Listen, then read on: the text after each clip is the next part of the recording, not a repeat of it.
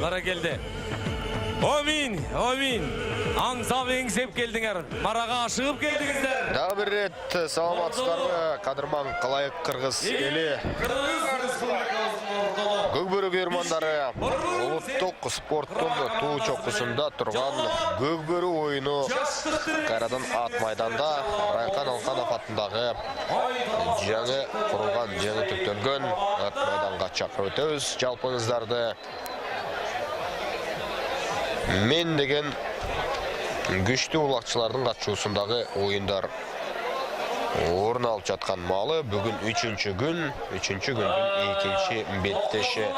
Жана ойын башталар алдында біз жалпы 1-ші күнден баштапқанда жиынтықтар болып жатқандығы туралы маалыматтарды беріп өтсек. Ашықша болбостыр, жаңа қосылған көрермендер бар. Алардың ашындай есіне дағы сала кетмекчіміз. 16 сентябрь күні башталды. Бір ойынша мелдештер Ош облысы Нарынды 12-0 есебінде жеңген, Ысықкөл Бишкекке 4-5 есебінде жеңілген, Чүй Баткенді 12-2 есебінде ұтып алған. Ал екінші күні, кеше күні 17 сентябрьда Талас Нарынды 12-2 есебінде жеңді, Ысықкөл Жаллаватты 9-2 есебінде жеңіп алды, жана Баткен Ош шарын 6-5 есебінде жеңіп алды. Ал бүгінгі күндің алқағындағы бірінші беттеш Талас Ош ортасында өтіп, Талас командасы жеңішке жеткендігін көре алдыңыздар. Қазір Бишкек Жаллават ойыны башталды. Мұндан ары Чүй жана шындойлы Ош шарының беттеші орын алады. Жалпы программамен танышқан соң біз екі команданың құрамын таныштырып өтөлі сіздерге. Бишкек командасының құрамы төмендегіше. Бірінші қатар санында Айбек Қараев, екінші Қалыс Қыдықов. Айбек Қараев БТР менен, Қалыс Қыдықов Идальго менен, үшінші Ербол Мирлан ұлы Мырзатору, төртінші Қантай Идрисов Малой, бешінші Ақжол Қылыч ұлы Қарасу менен, алтыншы Айбек Бақпаев Торхан менен, жетінші Жомарт Бегали Зидан менен, сегізінші Манас Эралидин ұлы Аполлон менен, 9-шы Сағын Исабеков Жигит менен, 10-шы Ислам Усенбаев Минген атты Сүлік Қара, 11-шы Медет Апоғолы Пегасты менет командасындағы мықты ойыншылардың бірі, 12-шы Алмас Базарбаев Зайчикті менет. Жетекшісі Самат Құшчығылов, маштырушысы Аман Дербишев. Жана таңдаштары Жаллават командасының құрамы төмендегіше. Бірінші қатар санында Эркин Омырқұлов Торғашқа, екінші Жолдош Назарқұлов Таиланд, үшінші Құдайберген Түкөнов Бойка, төртінші Бекболсын Абдрасулов Мустан, бешінші Түгөлбек Шүкүров Камбат, алтыншы Қайратбек Төленов Гүгбет, жетінші Ақылбек Қамшыбек ұлы Қырғызстанды менет, сегізінші Қиялбек Жуматаев Ракета менен, 9-шы Медетбек Балыбаев Желтаман, 10-шы Болбек Шакирбек ұлы Рамас, 11-шы Шерхон Эшмуратов Гладиатор, 12-шы Жақыпбек Құрманбек ұлы Қой Күрөң. Нашындай құрамының тараптар шығуда. 86 жылқы толық таныштырып өттік.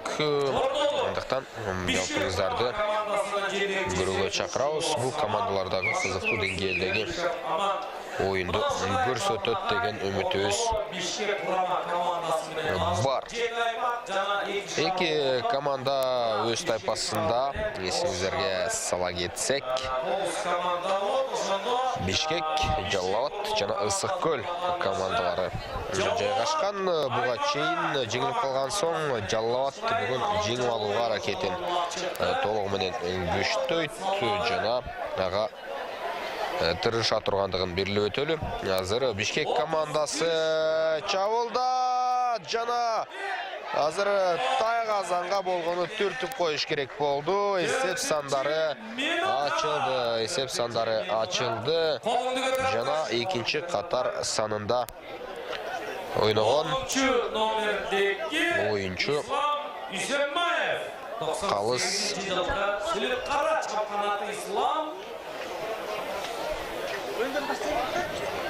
Азыр эми байкайлы Қалыс 94-жылқы Ооба, түшүнүктүү, албетте. Бишкек командасынан ойын жүргүзгөн улакчы өзүн мыкты тарабынан көрсөтө алды. Кайрадан эле азыр жерде катуу калды менен баратышат. Менин учурда пайдаланып жаллама Есеп сандары ачылды. Бир улакты ыргытып алган соң ушундай команда ишенимди болуш керек. Бишкек Ысык-Көл командасына каршы болгон беттеште өзгөчө бир чеберчилигин көрсөткөн жана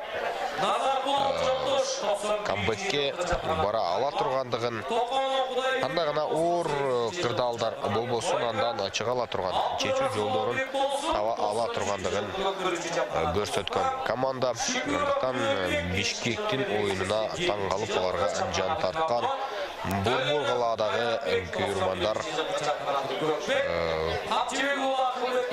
тиштенип бул беттешти көрүп жаткандыр. Ал мезгилде Айбек Караев жана Кайратбек Төлөнов сыяктуу оюнчулар экранда. Кайратбек Төлөнов көкбет менен оюн жүргүзсө, Айбек Караев БТР менен ортодо ат салышып жаткан кези жана өткөрпөрү жасалды. Медет Апыгоолу аракетин көрсөткөн жана чогуу байкайбыз. Азыр Медет Апыгоолу экранда Пегас менен 6 минутта жүрүп бара жатат. Бишкек Ысык-Көл мелдешине кайтып келе турган болсок, дал ушул Медет Апыгоолу дагы жогорку деңгээлдеги оюну менен өзгөчөлөнгөн хэт-трик жараткандыгын айта кетели. Медет Апыгоолу жана командасына бир топ мүмкүнчүлүктү ачкан. Ал мезгилде кайрадан эле бирге бир чыгуу салттуу түрдө көкбөргө көркөмдүүлүктү берген жеке көрүнүшү. Көз жоосун алган салымдарга биз көп болдук. Мындан ары жарым финалдык оюндар боло тургандыгын эсиңиздерге салада кетишибиз керек. Мындан кийинки күндөр албетте. Андыктан күйөрмандардын күткөнү алдыда. Өзгөчө финалдык бөлүктү чыдамсыздык менен күтүп келет ар бир күйөрман. Өзүңүздөр билгендей. Ошондуктан улам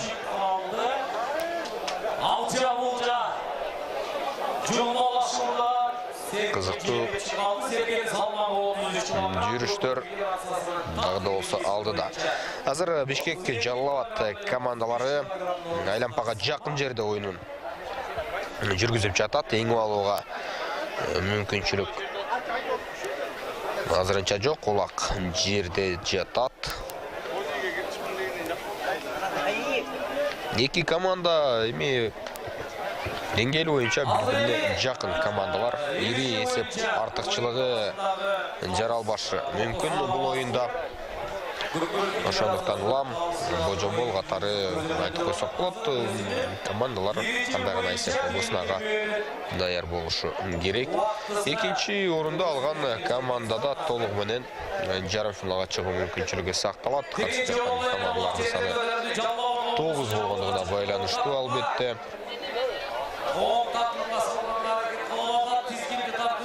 Азыр эми чогуу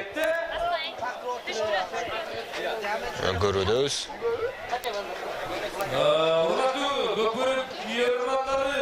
Бишкек командасы улакты ыргытып койгондугун айта кеттик.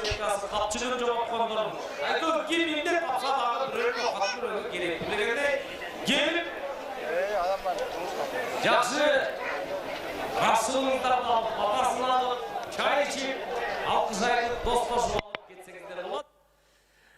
Дегенче болбой эле оюн таласында биринчи тайм 9-минут. Биринчи таймдын 10 минутасы жүрө баштады жана Жалалат командасында жакшы мүмкүнчүлүк бар ыргытууга.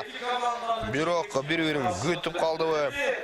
Кандай оңтойсуз абал болуп калды. Аны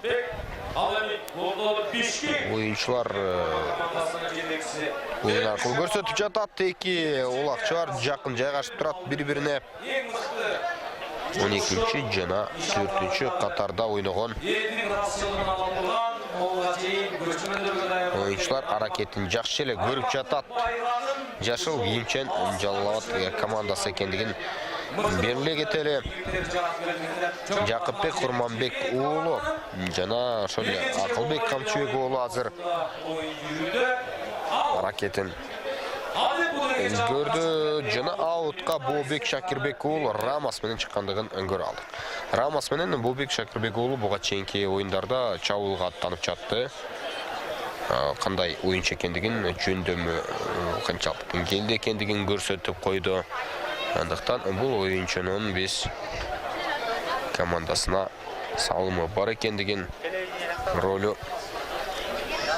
салмактуу экендигин билебиз.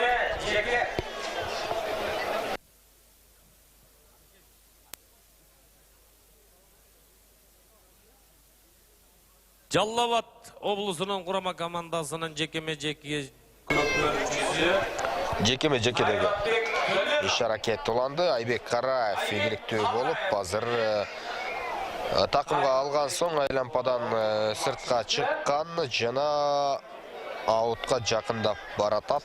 Андан ары Жалал-Абад оюнчулары болушунча топтолуп олтуруп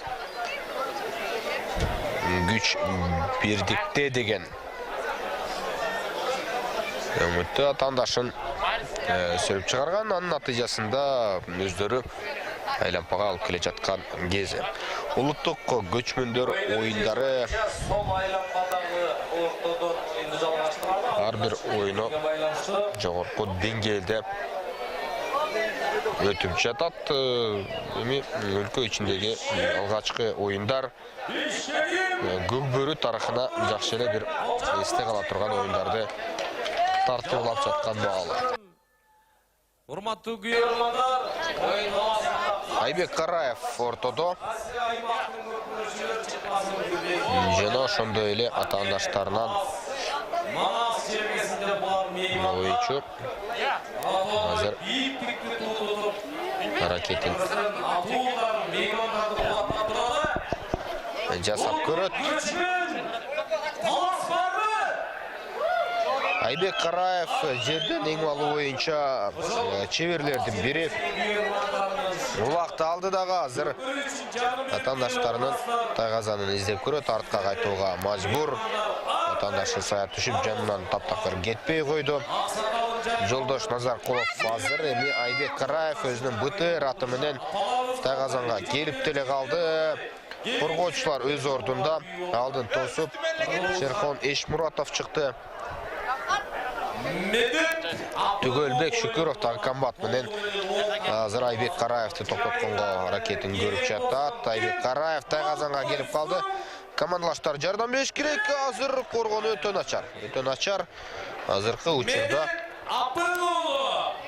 Акылбек Камчыбек уулу каякты карап турду. Таптакыр түшүнүксүз. Айбек Караев эмес, албетте Медет Апык уулу бул жолкусунда өзгөчөлөндү. Медет Апык уулу бүгүнкү күндөгү экинчи улакты ыргытууда.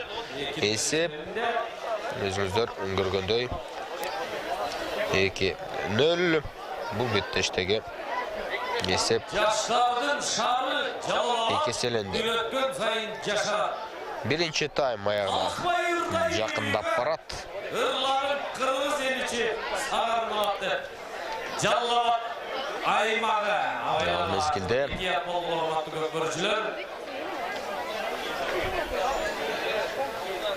чогуу көрөбүз.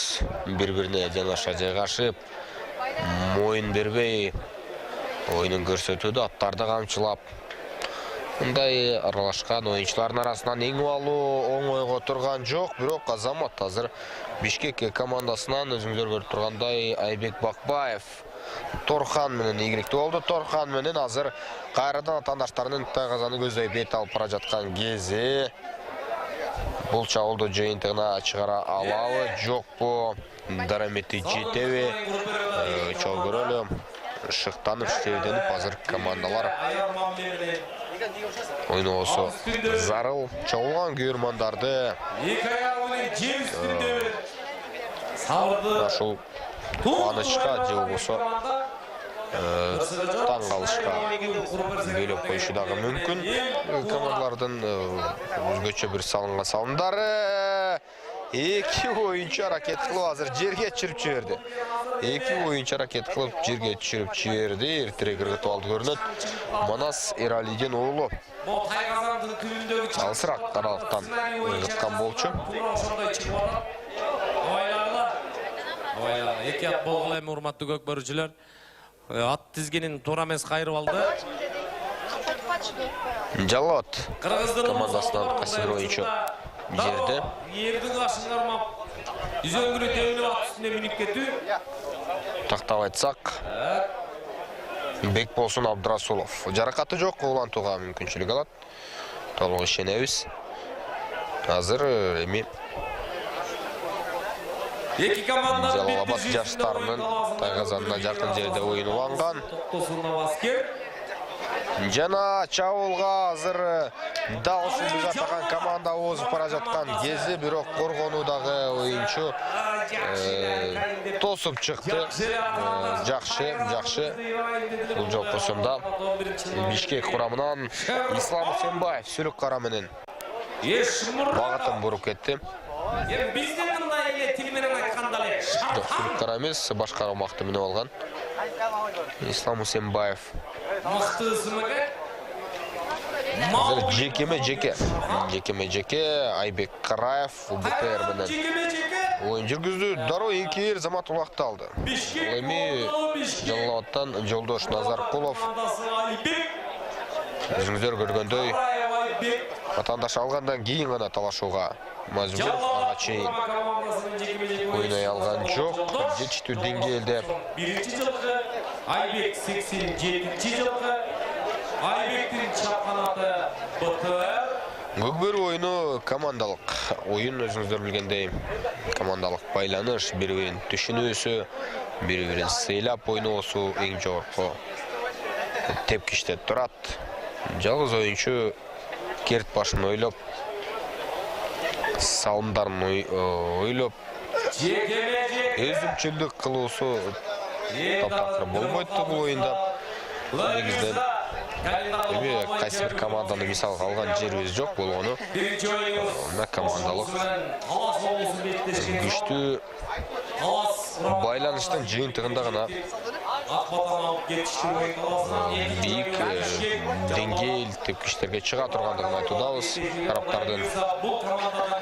Азыр жекеме-жеке көрүнүшү жана Бишкек командасынан учурда Сагын Исабеков кирген. Кайрат Төлөнов ага каршы ойноп жатат. Сагын Исабеков илип кетти. Жекеме-жекеден көпчүлүк учурда Бишкек командасы ийгиликтүү болуп турат. Бишкегим борборум сен деп кубаттап коелу. Бишкек курама командасы. Борбор каладан келген команда алдыда келе жатат. Буга чейинки эки атаандашын тең, эми бир атаандашын жеңгендигин эске алсак, анда тайпасынан жарым финалчы болуп чыгууга мүмкүнчүлүгү бар командада.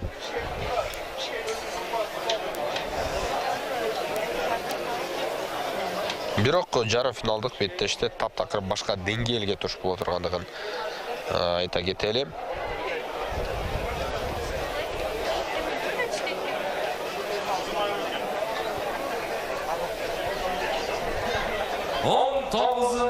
Минута.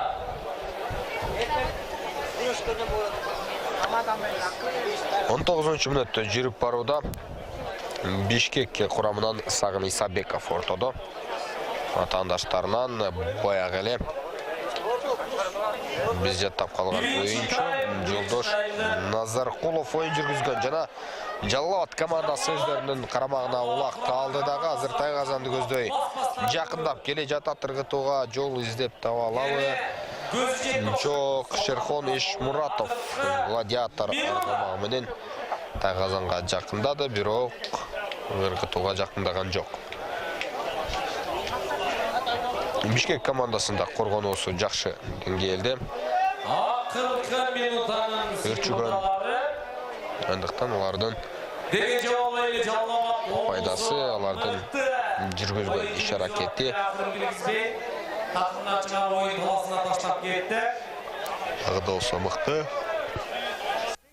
Акыркы 30 секунда. Биринчи таймда эми акыркы секундалары элдерди таң калтырган кандайдыр бир салым болду деп айта албайбыз. Бишкек оюнчулары 10 секунда. Өзүңүздөр көргөндөй минималдуу тапшырмасын аткарып бара жаткан кези. 5, 4, 3, 2. Биринчи бөлүк соңуна чыкты. Эч кайда алыстабаңыздар. Экинчи, үчүнчү таймдар алдыда. Серкени алып келатат.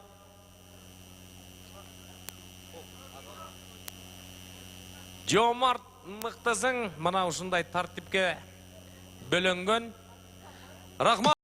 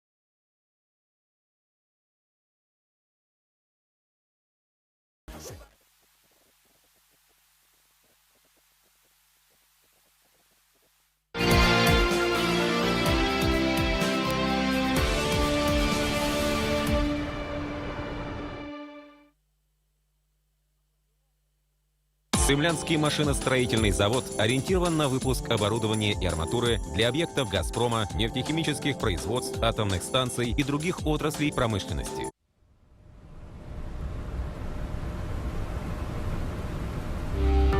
Сапарымдын башатынан баштап, ал менин жанымда болду. Мен ага көп нерседен милдеттимин, анткени арган түгүнүп, алдан тайганда ал мени колдоп турду. Мен ал аркылуу чыныгы досторду таптым. Мен аларга ишенем. Алар мага ишенет. Анткени күч бирдикте.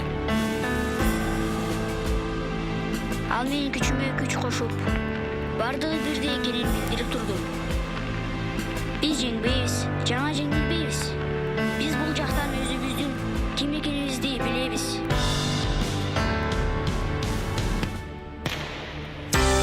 Ал мага көп нерсени берди. Ал менен жеңиштин даамын бирге татабыз. Мен билем, алар ар дайым менин жанымда. Анын аты спорт.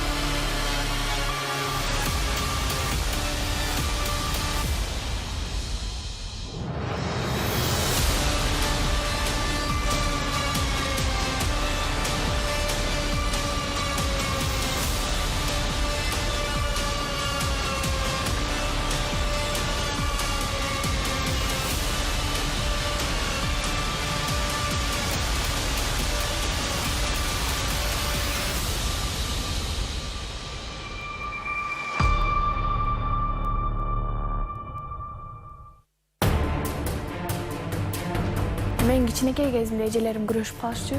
Күрөшкө атам өзү жетелеп келген. Биздин район боюнча мен жалгыз болчумун. Ошондон себеп мага спарринг партнер кыз жок, балдар менен күрөшүп калгам.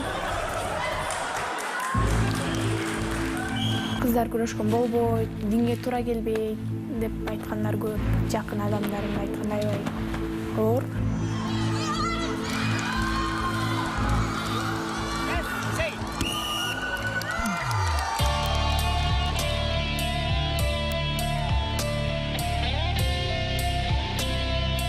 Кыргызстан менин үчүн жүрөгүм. Мен ошо Кыргызстанды дүйнө жүзүнө тааныткым келет. Себеби Кыргызстан десең каяк деп тааныбаган адамдар аябай көп болот. Жана ошо Кыргызстан желегин Олимпиадада көтөрүп, элге таанытып, даңазалайлы, Кыргызстаныбызды көтөрөлү бирге.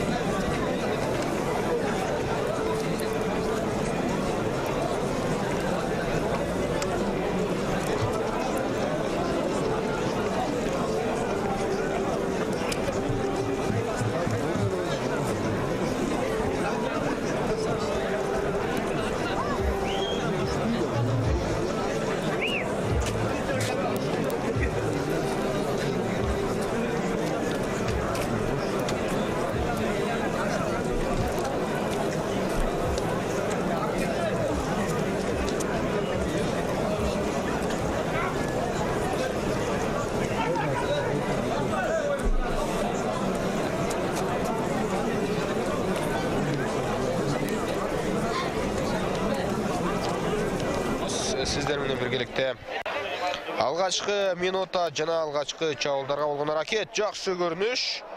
Атандаштан улакты жакшы эле тартып кеткен бул жолкусунда. Жаллат командасынын оюнчусу. Бирок күз менен ылдамдык менен барып сыртка чыгып кетти.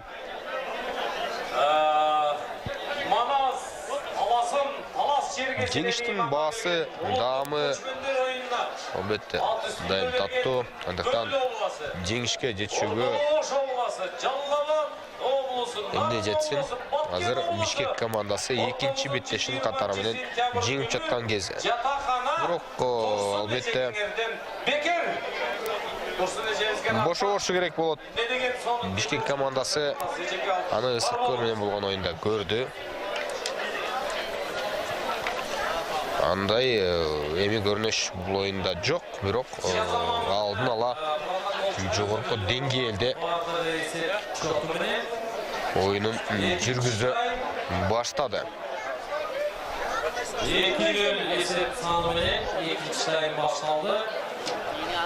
Экинчи таймдын алкагындагы оюн азыр өзүңүздөр көргөндөй Жазамамыда Жаллат командасынан оюнчу бар. Жакыпбек Курманбек уулу анын мөөнөтү да бүтүп калды. Оюнга кошулууга мүмкүнчүлүк алды. Демек, азыр кайрадан толук курамда 15 уланат.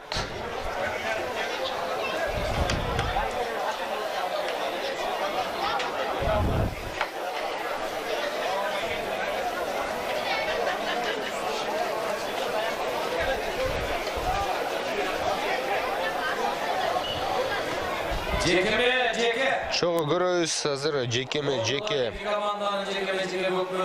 көрүнүшү. Айбек Караев БТР менен ортодо адаттагыдай эле жана Бообек Шакирбек уулу кирип келгендигин белгилей кетели. Рамас менен Бообек Шакирбек уулу.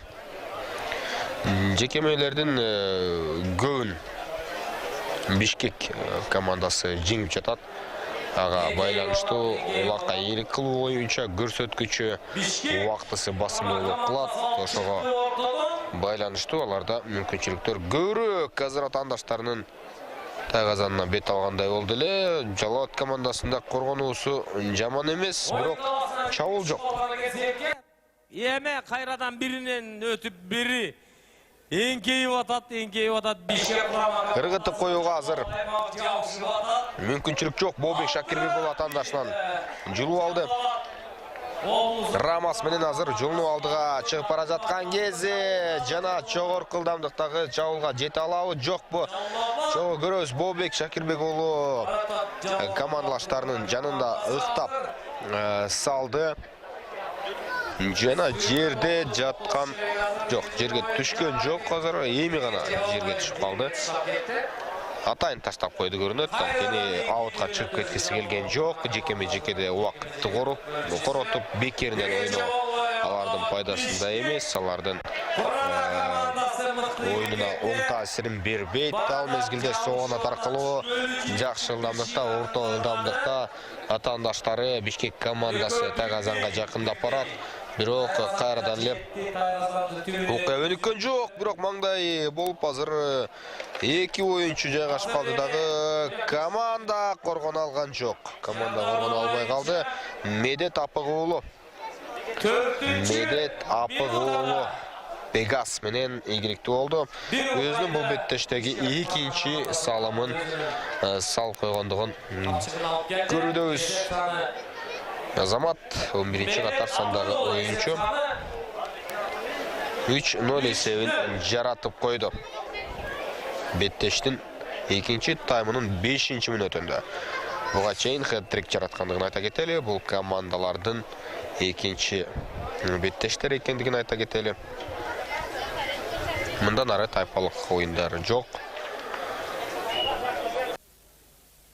Албетте бул тайпада эми алдыда биз Чүй командасынын кыраандарын, шерлерин көрөбүз. Ал мезгилде ылды эңкейип сарышым менен жүргөн Жалат оюнчусу Кудайберген Түкөнов аракетин көргөн. Бирок жете алган жок. Ал мезгилде командалашы ийгиликтүү түрдө алды жана тайгазанды көздөй жакшы эле бара жаткан. Аутка чыгар маалда жерге таштап койду. Аны Бишкек командасынан Манас Эралдин уулу жеңип алган. Бирок кайрадан жерде Түгелбек Шүкүров да аракетін жасап көрді. Мықты ықмаменен тактиканы жақсы ойнап деген жауабы оққа шығып кетті. Сол тараптағы ортадағы Экранда Ақжол Қылыч ұлы қарасу менен Ақжол Қылыч ұлы сол тақымда қармап тұрады. Жаллауаттың қазіргі чауылдары күштірек болшы ықтимал анкеналар Бишкек командасының тағазанына жақын жерде ойын жүргізіп жатады. 3 подгруппа, А подгруппа, Б подгруппа, С подгруппа. Жекеме-жекеде Сағын Исабеков көрінеді. Жоқ, Айбек Темірбаев елі. Сағын Исабеков айланпа сыртында көтіп тұрады. Жана Жаллауат командасынан айла амалды іздей тұрған, қолық шумдықты көрсетіп тұрған ойыншы кіріш керек. Кені Айбек Қараев жана Аннаты Бұтер көпчілік өчірді мүмкіншілік бербейді қарсылаштарына. Айбек Қараев азыр чауылға жай-жай менен жыл пара жатат, пас бере, өткіріп бере алауы жоқ бұл екі тарауын қарады. Туш тарауымдан атандаштар келіп қалған жоқ бұл деген үмітті қарады көрінөтті. Жана андан ары алдыға озып шығып пара жатқан кезі. Командалашы Қанта Идрисов Малой менен жардам берді дағы. Тайғазандың жанынан өтіп кетішті. Жаллауат командасының қорғанусы біраз ақсап баратат. Олардың қорғанудағы ойыншылары біраз бошоп қалғандай дағы болды. Бәлкім аттары чарчай баштағандыр.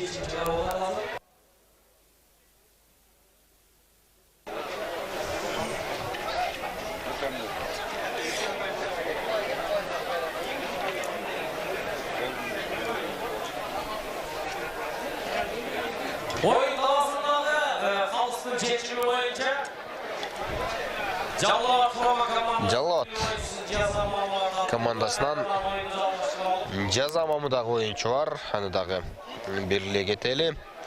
Ал Медетбек Балыбаев. Жел таман менен. Ығытуға мүмкіншілік бар. Бишкек командасы септі 4-0 айландырып қоялауы. Чогүрүл Тайғазан түгінді. Ракеттер онат, жана екі ойыншы ырғытты. Екі ойыншы алды. 4-0 есебі қатталды.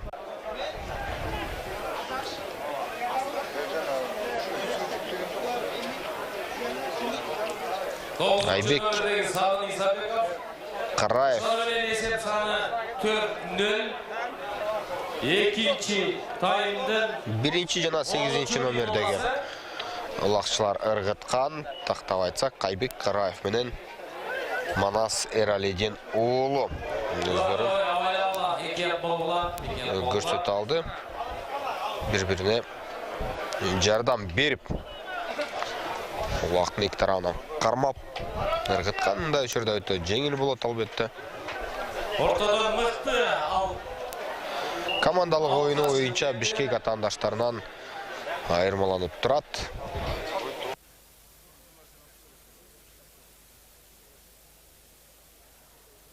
Алардың іш әрекеттері ишенимдүүрөөк түрдө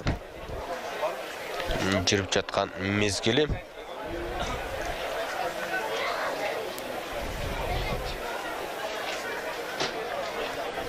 Жекеме-жекедегі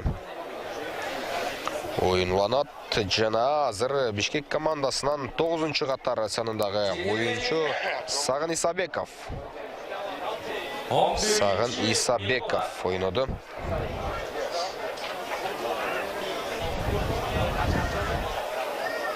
Бишкек құрама командасынан оның тақымында Чауылға Бишкек құрама командасы чепті. Аттың үш қаяқтығы самап тұрған ердегі азыр. Чауылға жақшылы мақсат қойып бара жатқан. Жана таланын ортосынан тоқтады. Беттіш болса тағы ортосына келіп жетті. Экваторындауыз. Ондан ары таза уақыт есептей тұрған болса, 30 минуттай уақыт бар. Тынығыны еске албағанда албетті. Жетектеп атат Бишкек курама командасы бар. Азыр бири-бирин колдоп, оюнчулар жалпы топ менен алдыга жөнөп баратат, бирок аутка бурч тарапты көздөй дагы чыгып бара жаткандай болду. Кайрадан кайрып азыр ыргытар маалда жерге түшүп калды. Жол кылычы уулу. Жол кылычы уулунда жакшы мүмкүнчүлүк бар болчу. Бирок ыргытар маалда аты туура эмес басып койду. Эми себептери ар кандай болушу мүмкүн. Жана Жалал Абад командасы өздөрүнүн карамагына кайтарды улакты. Медетбек Балыбаев эмнеге артка бурду кайрадан. Азыр өздөрүнүн тайгазанына барып айланып өткөн соң иш аракетин улантууга мүмкүнчүлүк алат. Жана Медетбек Балыбаев оң канат аркылуу жакшы эле баратат, бирок коргонуудагы атаандаштардын күлүгө мыкты.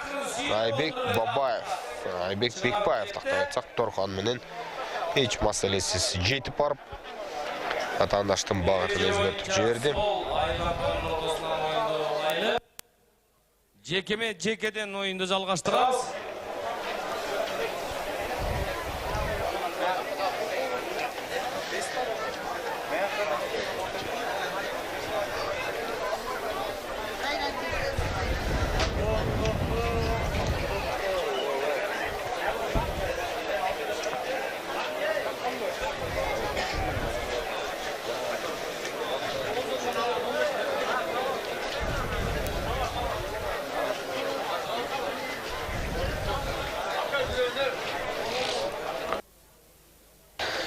Бирден оюнчу ортодо Сагын Исабеков, Жолдош Назаркулов.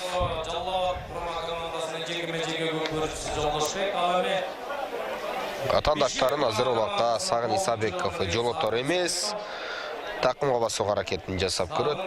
Айбек Караев киреби, Сагын Исабеков киреби. Атаандаштардан Ортадан мыкты оюн кантседагы күчтүүлүк кылып жатат. Бишкек курама командасына Бири-бирин жетелеп азыр тизгинден андан ары тайгазанды көздөй жакындап барууда, бирок Жалал Абадтын коргонуусу жаман эмес. 9-номердеги Чабуулун деле ушундай түрдө жүргүзө ала турган болсо, уштура ала турган болсо, бул команда менимче бир топ бүйөрмандардан алкыштарды, мактоолорду угат беле.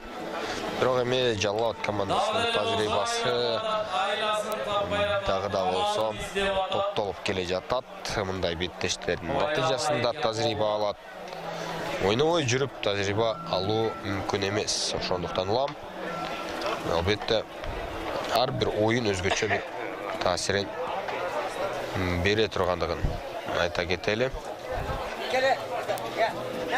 Экинчи таймдын 15-минутасына карап баратат убакыт.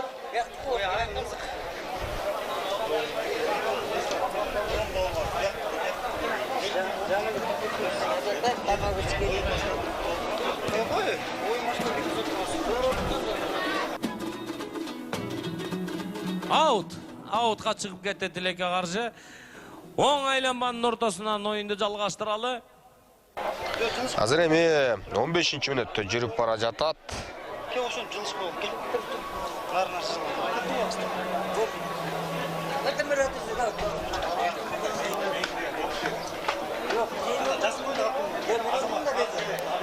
Азыр эми 4-0 эсебин андан ары өөрчөтүүнүн айласын издеп жатат.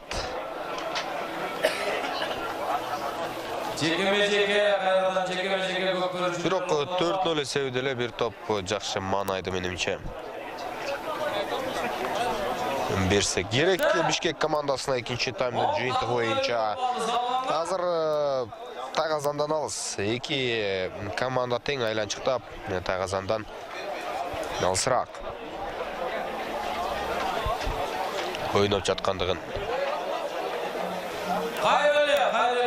байкоодобуз. Ортодо туруп айланбадан оюнду улайлы. Эки команданын оюнунда чабуулдар аз. Бирокка карабастан көрмандар үчүн кызыгы кетпейт.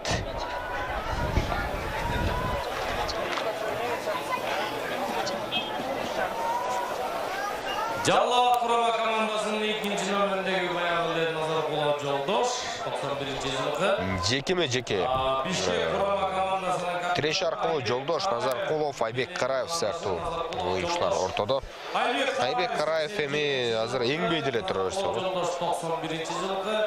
Жолдоштун Күчтүү коротпош үчүн. Ал эми Айбектике. Бирок албетте көп убакытка чейин чыкты. 8-өрүдей жапатырмак киришип атышат. жөн эле кыймыл-аракетти жасабай тура берүү дагы туура эмес. Аутка командалар чыгып кеткендигин байкоодобуз. Бири-бирине бул жолу менен албетте деңгээли жагынан жакын командалар, бирок оюн азыр өзүңүздөр байкап тургандай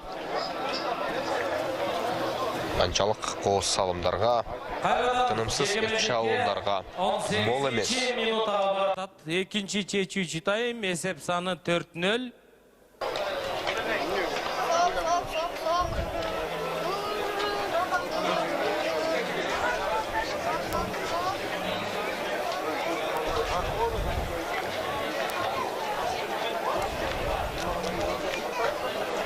Жекеме-жекедеги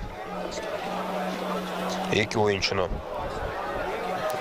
менимче күйөрмандар жаттап деле калган болуш керек. Айбек Караев ыңгайлуу деп эсептеген убакытта жерден эңип алды жана атаандаштар жууп кеткендигин көрдүк, бирок андан ары кандай өнүгөт Аутка чыкпаганга аракет кылып атат. чогуу байкайлы. Дегенче болбой эле аутка чыгып кеткен экен. Оюн таласынан четтеп кетишкен. Ага байланыштуу азыр оюнду кайрадан улайбыз. жүрүштөр уланат. Эң башкы деңгээлде спорттук чыңалууну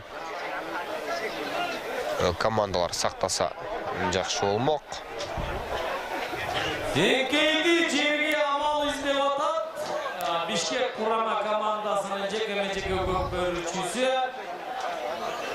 Оң такымга Экинчи таймдын акыркы 1 минут 20 секунддай убактысы бар. эми азыр Ал мезгилде өзүңүздөр көргөндөй Сагын такымга басты. Экөөнөн башка эч кимдин укугу жок. Сагын Исабеков жолдорду издейт. Чабуулду өнүктүрүүнүн жолдорун таба алган жок жана калыс өзүнө чакырды. Азыр оюн таласында калыс түшүндүк. Жаза мамыга азыр Жаллабат командасынан оюнчу акыркы минутта Жакыпбек Курманбек уулу жөнөтүлдү. Койгуроңду минген оюнчу Бишкек курама командасы Эсалат. такымында Ал мезгилде 5-чи улакты команда ыргытууга жакын болду жана эрден кулап түштү. Оюн таласында эмес карап турган бизге жеңил. Жакшы аракет кылды Бишкек. Сагын Исабеков жекеме-жекеге чыккан оюнчу чабуулду жыйынтыгына чыгара алган жок. 10 секунддай чыдашы керек Жаллабат командасы жана Еңип көтөрүп басылганда момент өздөрүнүн жүрүшүн 3-чү таймда улайт. Убакыт акыркы соңуна секундалар. келип жетти. Акыркы 10 секунда.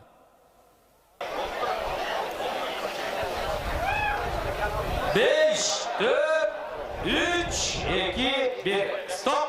Чабуулга жетишпейт. Бул таймда демек Жаллабат акыркы таймды күтөбүз. Эсеп учурда 4-0. көкбөрүчүсү.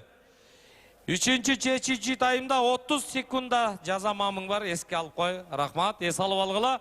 10 мүнөт тыныгуу, жагымдуу чыгармаларды угуп, Ақтаңдай ақындардың елдің батасына толықтоо қылған, елге қайрылусын то жаңыртқан ырлары сіздер үшін сапарыбыз, ұлы майрамыбыз құт болсын.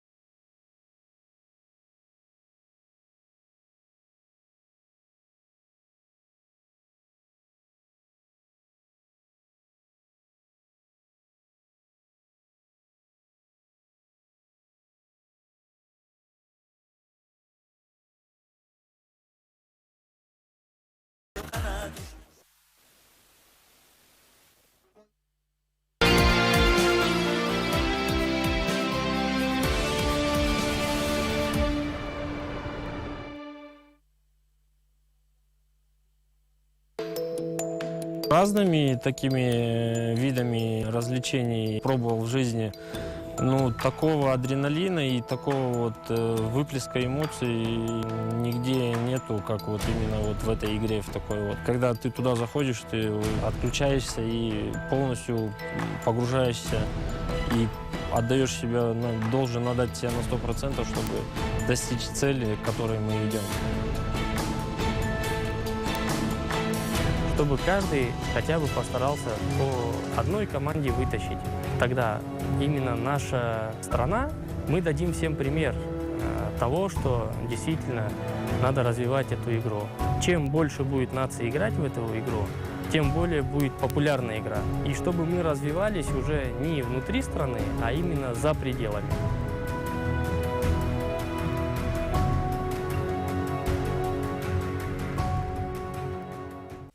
Спорт менин жашоомдо канчалык таасир тийгизгендигин экөөз сөз менен айтып бере албайсың. Бардыгы мен 8 жашка чыкканда мектептеги футбол секциясына жазылган күндөн башталды. Балким дал ушул чечим менин андан аркы турмушумда эң маанилүү ролду ойногондур. Мектепте мен теңдүүлөр көбүнчө жаман таасирлерге түшүшүп, керексиз чөйрөлөргө кошулуп калып жатышты. Менимче спорттун аркасында мына ушундай нерселердин бардыгынан алыс болууга мүмкүнчүлүк берди. Анткени бардык бош убакытты мен машыгууларга жумшадым. Негизи спорт абдан көп нерсеге, күчтүү болууга, өзүңө бекем ишенүүгө үйрөтөт. Ар бирибиздин жашообузда бардыгына баш ийип, жеңилип берчү өтө оор учурлар туш болот. Менин жашоомдо мындай учурлар көп болду. Футболдун гана аркасы менен мен бул кыйынчылыктарды жеңип чыктым. Кандай оор болсо да кайрадан туруп, чымырканып өз максаттарым, кыялдарым үчүн турмуш жолумду уладым. Балдар жашоого журулуш кылат.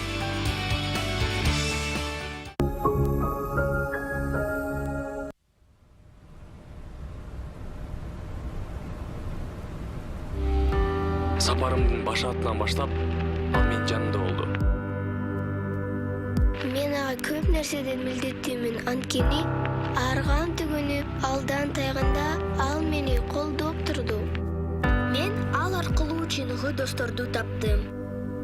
Мен аларга ишенем. Алар мага ишенет. Анткени күч бирдикте. Ал менин күчүмө күч кошуп, бардыгы бирдей экенин билдирип турду. Биз жеңбейбиз, жана жеңилбейбиз. Биз бул жактан өзүбүздүн ким экенибизди билебиз.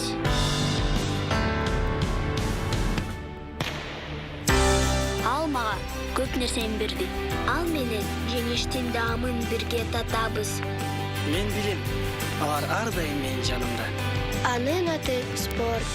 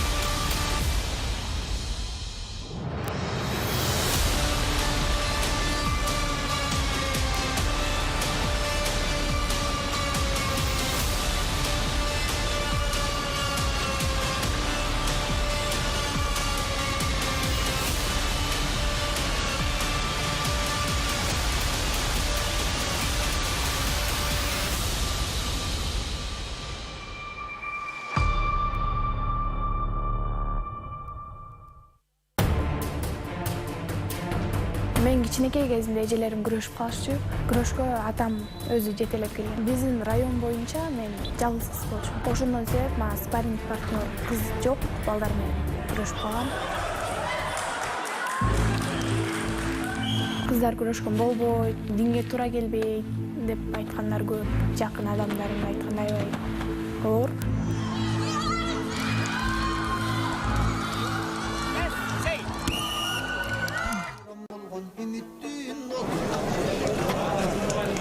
Жыйынтыктоочу 3-чү тайм Бишкек жана Жалал Абад курамы бири-бирине каршы чыгууда. Жана Бишкек командасында азыр жакшы салым болуп калышы мүмкүн. Жок, азыр ыргытылган улак тайгазандан орун албай калды. Ыргыткан улакты өзүңүздөр көргөндөй Акжол Кылыч уулу багыттаган болчу. Акжол Кылыч уулу буга чейинки таймдын акыркы мүнөттөрүндө дагы ыргытууга жакшы мүмкүнчүлүк алган, бирок аны ишке ашыра албай калды эле. Эсеп учурда 4-0, 3-чү таймды көрүүгө чакырып өтөлү. Чындыгында кызыктуу деңгээлдеги оюнду командалар көрсөтүп жаткан кези. Өзүңүздөр көргөндөй 5-0 эсеби катталды. Акжол Кылыч уулу буга чейин ыргыта албай калган улагын азыр ыргыткан мезгили. Дагы бир жолу кайталоодан көрөбүз. Атандаштар коргону алган жок, жетиштүү деңгээлде Акжол Кылыч уулу кара суу менен барып оюнун көрсөтүүдө. 5-чи убакты 5-чи номердеги оюнчу ыргытты. Бул 3-чү бөлүк.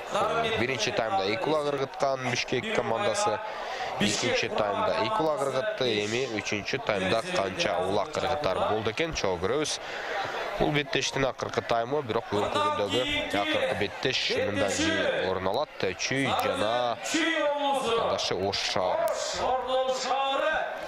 Кезектеги чабуул эки атандашы жок, азыр Жалал Абад командасынын оюнчусу кайрадан артта кайрылып алдыга бара жаткан кезде, бирок жолотпой тургандай Бишкек командасы болгон күчүн койду Коргонууга. Анысы ичке ашты. Бул тактикасын атаандаштардын алдын ала окуп калууга жетишти. Түгөлбек Шүкүров 1987-жылы төрөлгөн улакчы. Ал комбат менен барып, жакшы эле Тайгазанга ыргытууну көздөп турган, көксөп турган оюнчу болчу. Бирок азыр жекеме-жеке, ал эми жекеме-жеке мына ушул Жалал Абад командасы үчүн кандай оордукту, кандай татаалдыкты сунуштап тургандыгын биз жакшы билебиз. Чындыгында жекеме-жекени жалаң көпчүлүк учурда, жалаң дейли көпчүлүк учурда Бишкек командасына жеңилип жаткан кез. Жалал Абад тажрыйбасына азыр топтоп келе жаткан команда курам. Ошол Жалал Абадтан негизи биринчи лигада мыкты жыйынтык көрсөткөн команда азырынча жок, бирок эми алдыда болот деген да үмүт менен бул беттешти көрүлөбүз. Ар бир облуста ошол биринчи лигада ойногон команда боло турган болсо, анда албетте атаандаштык ага жараша өнүкмөк. Азырынча Жалал Абадта жок экендигин бирлик этет. 9 торопуга чейин чыккан, бирок баштапкы стадияда чыгып келе жатат. Күбүрү убакыт өткөн сайын өнүгүп бара жаткан кези. Жекеме-жекенин жүрүшүндө азыр Айбек Караев атаандашын алдырды. Бекболсун Абдрасулов жакшы. Бекболсун Абдрасулов 93-жылы төрөлгөн улакчы Мустанов менен ойноду. Айлампа чегинен чыккандан кийин эми кайрадан Жалал Абад командасы коргонууга аргасыз. Азыр Бишкек командасынын оюнчусу аутка чыгып кетти. Мындай учурлар Бишкекке албетте мүмкүнчүлүктөрдү берет.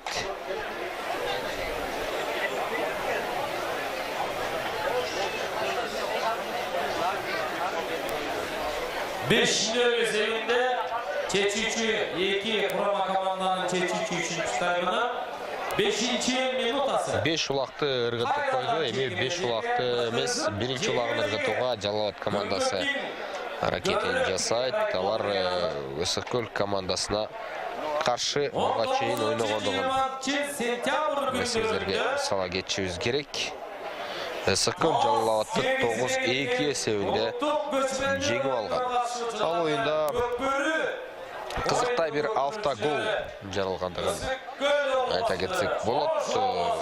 Жалал Абадтын курамында ойногон Кудайберген Түкөнов жок, Кайратбек Төлөнов Тайгазанына барып калган кезде атаандашы артынан сүздүргөн жана аты менен кошо оюнчу Төлөнов Тайгазанга улагы менен кошо түшүп калгандыгын көрө алганбыз. Кызыктай бир автогол болгондугун айта кетсек болот. Жана ошондой эле кийинки 2 улакты командасына алып келген оюнчулардан бири Жолдош Назаркулов болгон Таиланд таргамагы менен, ал эми экинчиси Медетбек Балыбаев өзгөчөлөнгөндүгүн белгилей кетели. Ушундай жыйынтыктарды көрсөтө алган болчу бул командалар. Ал эми алардын атаандаштары Бишкек командасынан Ысык-Көл командасына каршы болгон оюнда мыкты жыйынтыкты көрсөткөн оюнчуну атап өтүшүбүз керек. Ага чейин азыр салым көрүп калышыбыз мүмкүн. Göçmen eldin göçü bay. Бирок коргонуудагы оюнчулар активдүү оюнун көрсөтүп жатат. Ысык-Көлгө каршы оюнда Бишкектен алгач эле улакты Калыс Кыдыков салган. Андан соң ошол эле Акжол Кылыч уулу өзгөчөлөнгөн. Ал эми хет-трик менен Медет Апыгы уулу өзгөчөлөнгөндүгүн айта кетели. 3-чү, 4-чү, 5-чи улактын бардыгын Медет Апыгы уулу ыргыткан. Андыктан командасын алдыга сүйрөгөндүгүн эсиңиздерге салып өтөбүз. Жоон топ дагы да болсо азыр Өзгөр көрүп тургандай Бишкек командасынын Тайгазандын жанында орун алып жатат. Жана сыртка чыгып кетти көрүнөт. Оюндун деңгээли буга чейинкиге караганда басаңыраак чындыгында.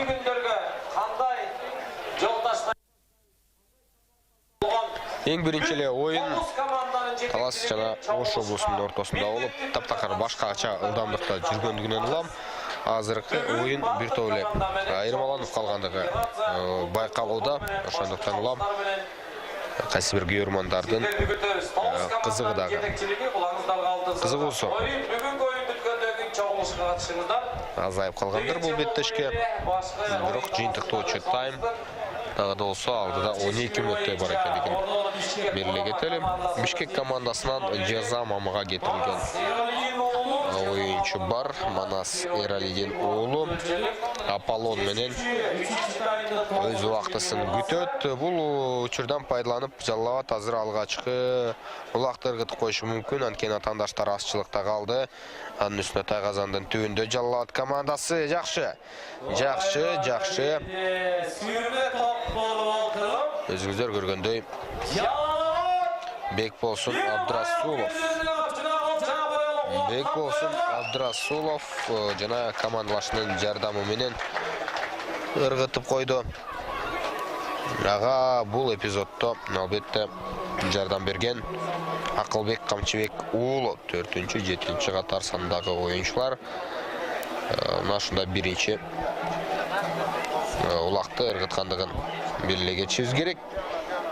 Эсеп 5-1, 4 улак айырмачылык бар, бирок кеч болуп калды көрүнөт. Эми 4 улакты катар менен ыргытып салуу чындыгында фантастикадай эле сезилип турат. Азыр Медетбек Балабаев жел таман менен желдей сызып Тайгазанга жеткиси келген. Бирок ал болсо оңдон чыккан жок. Атаандаштары өз убагында көргөндөй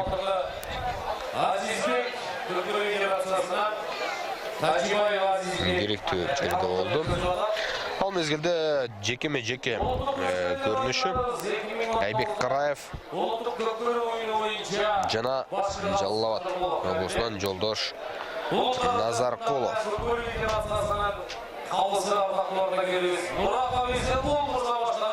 Айбек Караев менен Жолдош Назаркулов жана Жолдош жылды эңкейген, бирок аты бир орунда турган жок. Ошого байланыштуу эңе албай калды. Жолдош Бойканы минип ортого чыккандыгын көрүүдөбүз. Айбек Караев болсо өзүнүн таргамагы БТР менен оюн жүргүзүүдө.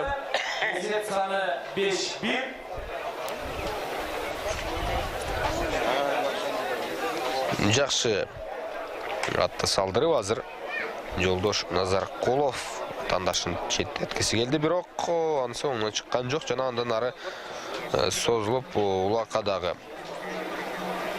илине албай калды. Ал мезгилде айлампадан чыгып эми Бишкек командасы чабуулга жете алабы. Экрандын сол тарабындагы Тайгазанга мына ушул багытта бара жаткан тарапка Бишкек командасы чабуулга чыгат. Жана азыр кандай болот? Оюнчулардын бардыгы атаандаштар дагы Тайгазандын тушунда. Ыргытууга азырынча мүмкүнчүлүк жок. Бири-бирин сүйрөп топ улам бирине бири эжа бербей. Ар кайсы тарапты көздөй жөнөп жүрүп отуруп азыр көргөндөй аутка чыгып кетти. 12-7-3 таймдын 12-минутасы. Эсеп саны 5-1.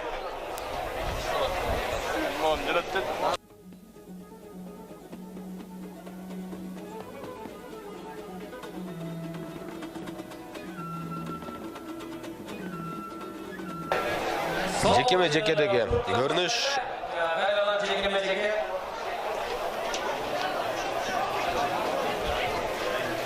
Азыр эми 9-чы номер Бишкек командасынан Сагын Исабеков жиги тармагын менген оюнчу, жана Бекболсун Абдрасулов Мустанг менен оюн жүргүзүп жатат. Сагын Исабеков жаш болгондугунан карабастан жакшы деңгээлде оюн көрсөтүп келет. Сагын Исабеков азыр Тайгазанга жакындап деле калды. Жана ыргытып коюшу мүмкүн. Бирок коргонууда Жалал Абад командасынан Акылбек Камчыбек уулу жакшы ойноду. Дагы да болсо алдында жүрөт, талашып. Атаандашка болушунча тоскоолдук кылууну көздөп турган оюнчу.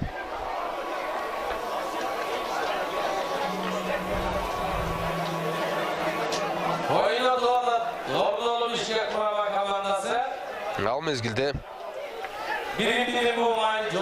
Найбек кайрадан Бишкек командасынан Акжол Кылыч уулу 1994 төрөлгөн олакчы кара суу менен жүрөт. Өздөрүнүн Тайгазанынын артында жашынып турат жана жакшы бир чабуулга чыгууга мүмкүнчүлүк алууда, бирок атынын күлүктүгү азыр анчалык эместей көрүнүүдө. Акжол Кылыч уулу Тайгазанга мындай темпте бара албайт. Кайрадан тактикалык жүрүш керек, бирок аутка чыгып кетти. Улакты эртерээк тала чегинде таштаган дагы жок. Эсеп учурда 5-1.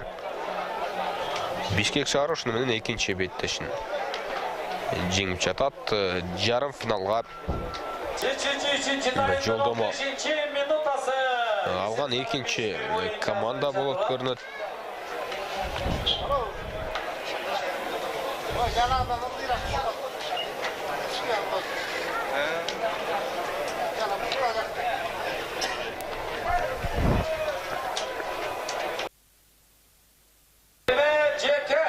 Азыр эми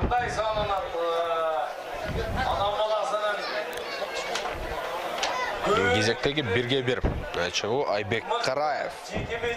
Бул тарапты карап, улактын жайгашуусун байкап жатат. Ага каршы Түгөлбек Шүкүров оюн жүргүздү, бирок Айбек Караевдин кайсыл маалда илип кеткендигин көрбөй да калгандай болду.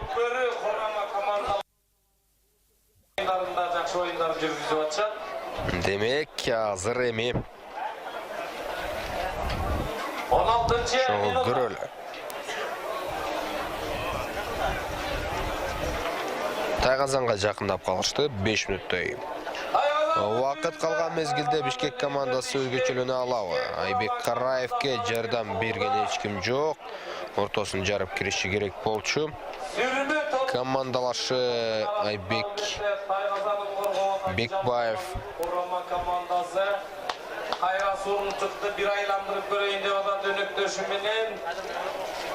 Айбек Караев, Айбек баягы азыр Айбек Караев эми колдону чырып жиберди. Көпкө чейин алып жүрүү, 35 килограммга жакын болгон убакытта көтөрүп жүрүү оңой эмес, колу карышып талып калат. Андыктан оюнчу кийинки жүрүштөргө даяр болуш үчүн өз күчүн үнөмдөп, туура бөлүштүрүп ойносу кажет. Андыктан азыр аутка чыккандан кийин жекеме-жеке орун алууда. Убакыт жыйынтыгына деле келип жетип калды. Жалал Абад командасы бүгүнкү оюнда бир салымды салгандыгы менимче жакшы жетишкендик. 5 килограммдын ортосунда өлчөмдө болуш керек. Аттын омуросунан айландырып олтуруп оң такымга ушундай ыкма менен басты. Бишкек курама командасынын жекеме-жеке бөлүүчүсү Сагын Исабеков деле Айбек Караевдин кем калышпастан командасына жакшы мүмкүнчүлүктөрдү алып келип жатат. Жана Тайгазанга келди.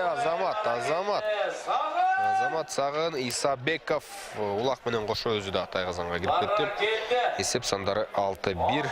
8-минутада Сагын Исабеков Сагын Исабеков бул беттештеги алгачкы убактар кытты. Есеп саны 6. Өзү кошо ыргыбаска айла болгон жок. 3-чү чечиш. Жана убакты кошо сүрүп болду. 18-чи минутасы. Кирип кеткендигин көрдүк. Кайсы бир деңгээлде жакшы тактиканы жасап кетти Сагын Исабеков.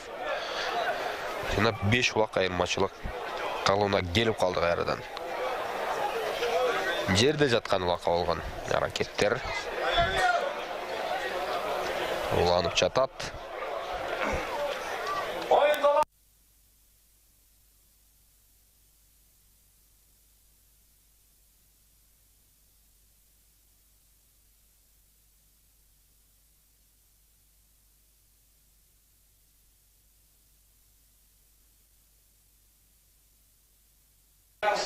Жеке менен улантууга мүмкүнчүлүк алат. 2 мүнөттө убакыт бар жана Жалат командасынын экинчи оюну, экинчи жолу жеңилип жаткан мезгили. Бишкек курамында эми Чүйдүн улакчылары, мыкты улакчылары бар. Аны түшүнсөк болот. Чындыгында күтүлгөндөй эле жыйынтык орун алып жатат. Божомолдонгон жыйынтык орун алып жаткан кези. Андыктан бул оюнчуларды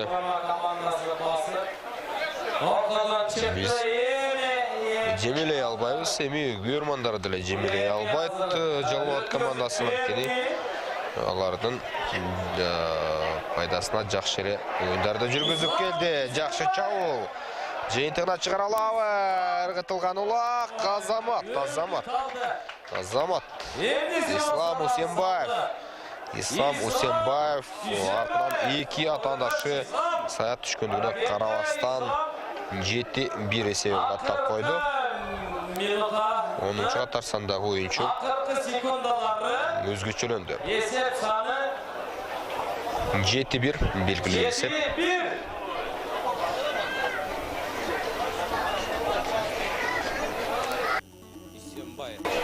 Азыр эми андан аркы жүрүштөрү кандай болду экен? Чогуу байкайлы. 15 секунда убакыт бар. Жалат командасында чабуул бар. Атаандаштары кое берип койсо деле болмок. Анткени акыркы секундалар салдырып койсо деле болот. 3, 2, 1. Стоп. Бул беттеш, урматтуу телегөрүүчүлөр, соңуна келип жетти.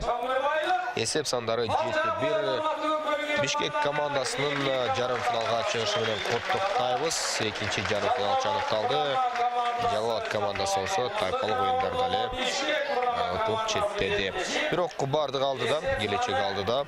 Дагы да болсо клубдук деңгээлде өнүгүш керек. Андан кийин менимче бул облус региондагы жетиштүү деңгээлге көтөрүлөт. Көрмандарды куттуктайбыз. Бишкектин көрмандарын алдыда кийинки оюн Чүй жана Ош шаары.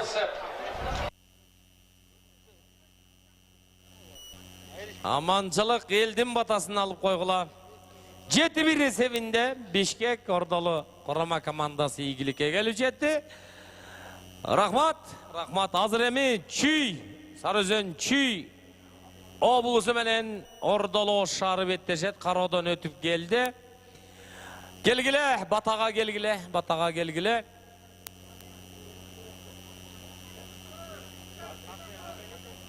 Oyun talasına su çaçıp koygula, suunu çaçkan Kamazdı boşatıp koygula, Kamazdı aytıp koygula. Oyun talasındagı жаңыртып алалы, чийиндерди, ортону, сызыктардын барын кайра жаңыртып алалы. Амин. Бар болгула, эсен болгула. Жети дуан жетинин бири Кыдыр, Ала тоодой бийик. Детиги карагылачы. Ала тоонун тучокусунда аппак кардай, ак тилекти болгула. Рахмат, Ордолу, Бишкек Курама.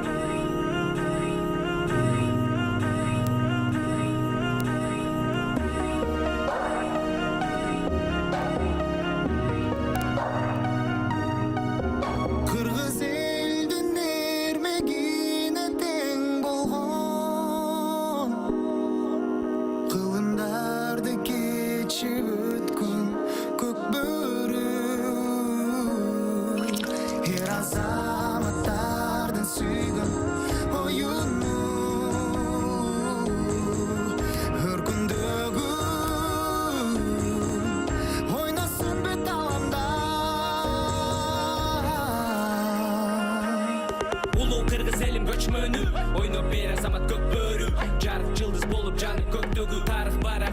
элим өчпөгүн улуу кыргыз элим көчмөнү ойноп бер азамат көк бөрү жарык жылдыз болуп жанып көктөгү тарых барагынан элим өчпөгүн Шамалга жеткирбей чапты кыргыздын эр азаматы буюн салып минген атты күтпөйт айга санды тапты чаптыр чаптыр жигит чаптыр кууган атаан дашты калтыр бийик кылып кыргыз калкын бек сактагын ата сал кыргыз элдин эрмегине тең болгон